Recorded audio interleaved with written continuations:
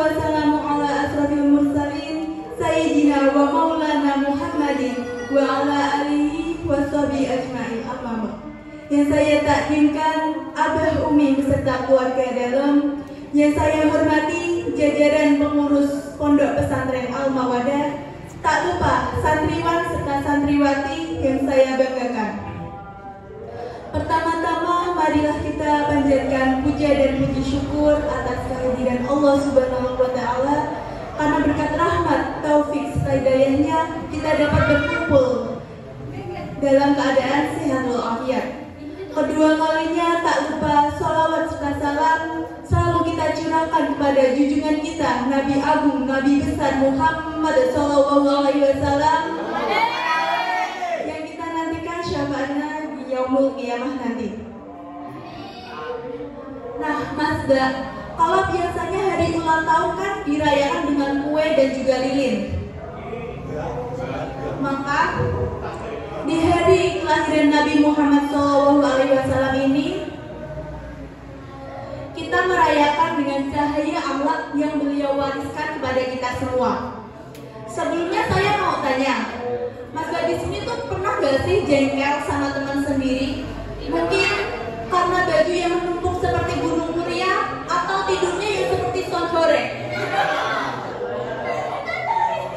Nah, Rasulullah tuh juga pernah loh mendapati orang-orang yang seperti itu. Ada suatu ketika di Mekah, saat Rasulullah jalan di sebuah rumah nenek tua, Rasulullah itu selalu dilempari sampah. Namun apa yang dilakukan Rasulullah? Rasulullah tidak marah seperti kita yang jengkel kepada teman kita. Rasulullah tetap sabar.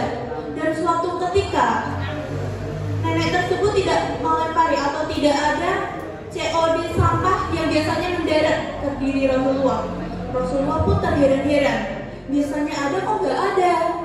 Lalu Rasulullah pun mencari tahu kenapa nenek tersebut tidak melemparinya sampah. Padahal kita kalau tidak dilempari sampah tuh senang ya seharusnya ya. Tapi itu Rasulullah malah bingung kenapa nenek tersebut tidak melemparinya sampah.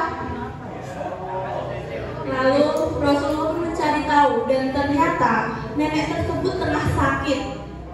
Lantas yang dilakukan Rasulullah adalah menjenguk nenek tersebut. Rasulullah dengan senyumannya menjenguk nenek tersebut dan mendoakan supaya nenek tersebut cepat sembuh.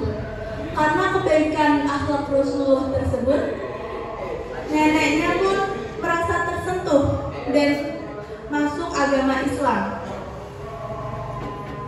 Akhlak yang indah itulah yang akhirnya membuat nenek tersebut masuk ke agama Islam. Allah berfirman dalam Quran Surat Al-Baqarah ayat 153 yang artinya, sesungguhnya Allah bersama dengan orang-orang yang sabar. Kesabaran itu ibarat lilin yang gelap di malam hari. Meskipun lilinnya kecil, lilin tersebut tetap dapat menuntun orang-orang. Maka jangan pernah padamkan sabar, karena dari sabar bisa lahir hidayah. Ingat, kata-kata dapat menusuk, harta juga dapat habis. Namun dengan akhlak yang baik, itu akan selalu terkenang di hati manusia. Sekian dari saya. Wassalamualaikum warahmatullahi wabarakatuh.